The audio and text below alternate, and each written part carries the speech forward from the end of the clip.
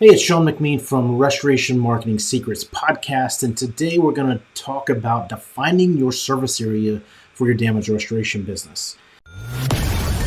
This isn't just any podcast. This is your secret weapon for dominating the market.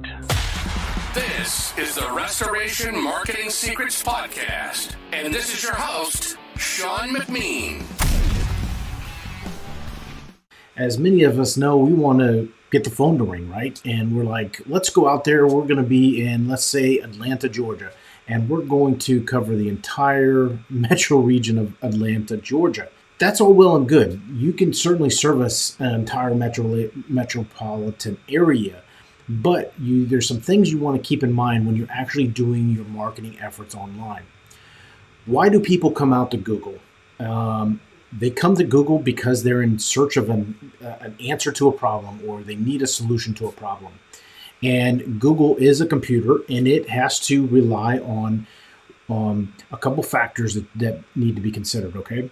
And stick with me here. This is about creating your service area, okay? So yes, you can have the entire metropolitan area and a wide service area, but when you're concentrating on your marketing efforts online, you need to understand what the premise of Google is, okay? And at its heart, Google is trying to solve solutions or problems for people that come to Google for answers, right?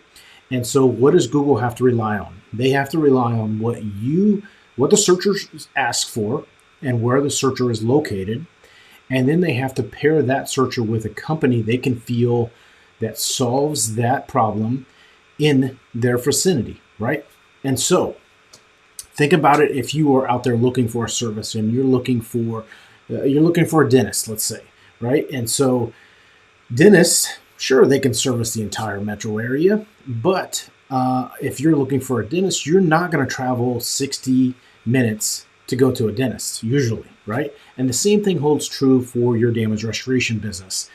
A searcher is not going to call a company that's 90 minutes away, right? And so even though you'll go that 90 minutes to service them, Google is not going to typically recommend your company to help that person because there's other companies that are closer to you, right? And so how do you determine your service area? Yes, you can service the entire area, but when you're focusing on your marketing efforts online, you want to focus on your immediate area. So within a 5 to 10 mile radius around where your actual Google Maps location is where you can really dominate the area from a Google Maps standpoint. And then you can use Google Ads to expand that radius. You can use Google pay-per-click ads. You can use Google Local Services ads to expand that radius and expand that service area that you're not going to reach and that Google's not going to recommend them unless you're using that fast pass. You know, think about it. You go to Disney or Universal or there's some theme park, right?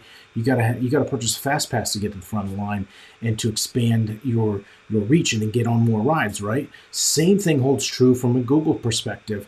You can get that fast pass by doing Google Local Service ads, doing Google Search ads, to expand that radius. But if we're talking about creating a service area and where you're going to be marketing on that service area, you're not going to reach more than 5 to 10 miles with your Google Maps profile, right?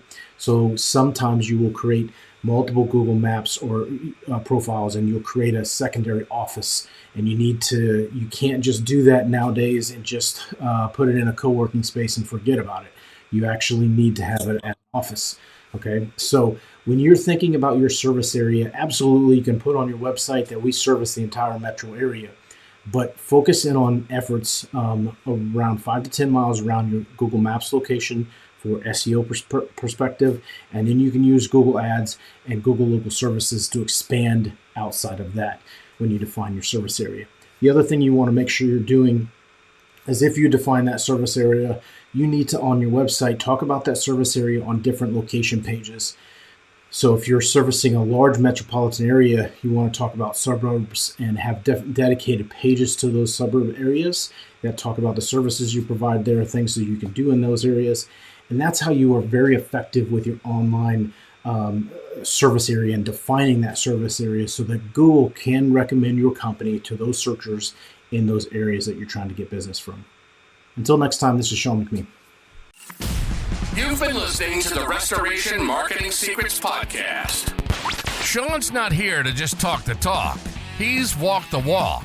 With a track record of helping over 70 damage restoration companies and engaging in over 500 conversations with industry owners, he's seen it all.